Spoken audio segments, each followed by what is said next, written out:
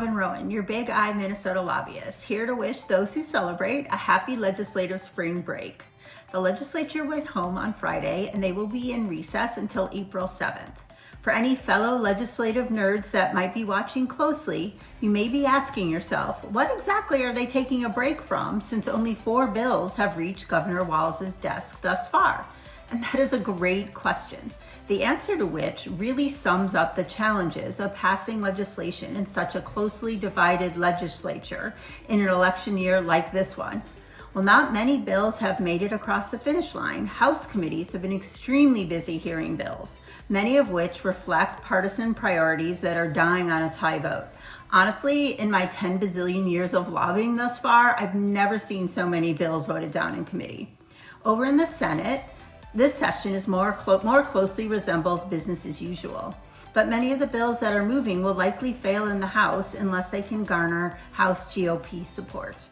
In addition, there are no agreed to budget targets, no one knows if there will be an agreement on a bonding bill, and the House is trying to avoid producing any omnibus bills, which of late have become the preferred way of moving policy and budget items at the end of session.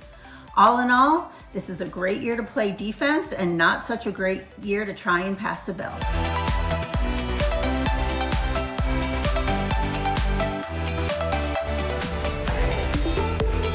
So what does all of this sound and fury signifying nothing actually mean for Big I's members this session? Let's take a look at an example. Let's see how the 4 legislative recommendations from the Property Insurance Task Force are faring. Legislation was introduced but was not heard to fund the currently unfunded Strengthen Minnesota Homes program. The bill would provide $35 million in state grants for Minnesotans standards to prevent hail damage to roofs and siding. The reason this bill wasn't heard was a factor of timing, it's an exceedingly short session, and budget constraints. As expected, legislation aimed at curbing third-party litigation funding stalled in committee due to the opposition of the plaintiffs' bar. Legislation to set up catastrophic and mitigation savings accounts was not introduced at all. This was a timing issue and a recognition that the tax breaks required to make these savings accounts attractive would never gain enough traction this year. Legislators have far too many other broader tax priorities.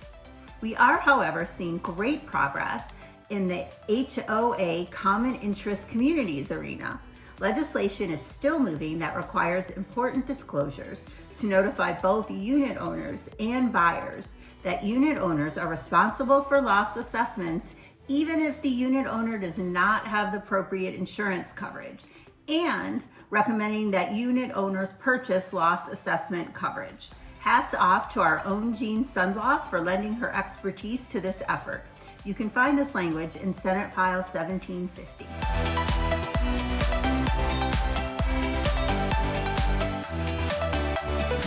You may recall from my previous update that we were hopeful that a bill increasing the minimum auto insurance limits would make some progress this year. Unfortunately, the bill did not receive a hearing because members of both parties were concerned about increasing premiums in an election year when affordability is shaping up to be a huge campaign issue. This is despite our demonstrating to legislators how minimal the premium increase would be to provide actual meaningful insurance coverage. We will continue to educate legislators on this one and be back next year. On the flip side, our expertise did result in the defeat of a bill that would have created a $100,000 coverage mandate for firearm owners for accidental occurrences. This bill would have also required agents to enforce that requirement.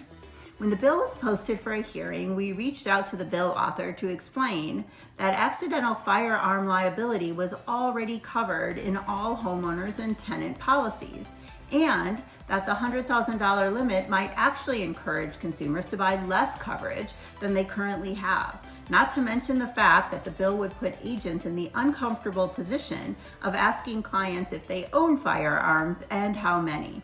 After our meeting, the bill author took her bill off the committee agenda. The committee chair thanked us for our work on this issue.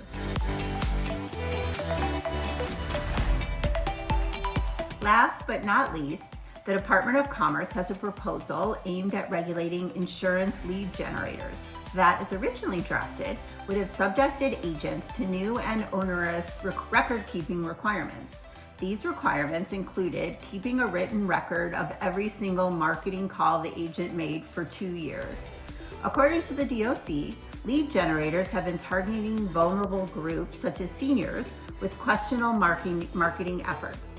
The examples they provided were telling consumers it's urgent that they reach out to a financial advisor to protect themselves from non-existent changes to Social Security benefits, and enticing consumers with ACA-compliant health insurance coverage when the referral was actually for a discount card.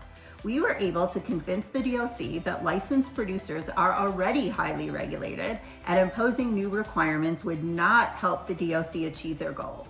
They agreed and exempted us from the legislation. That's all for now. There are still 48 calendar days left in the legislative session, but who's counting? Plenty of time for mischief, but we will be there every day protecting your interests. Thanks for watching.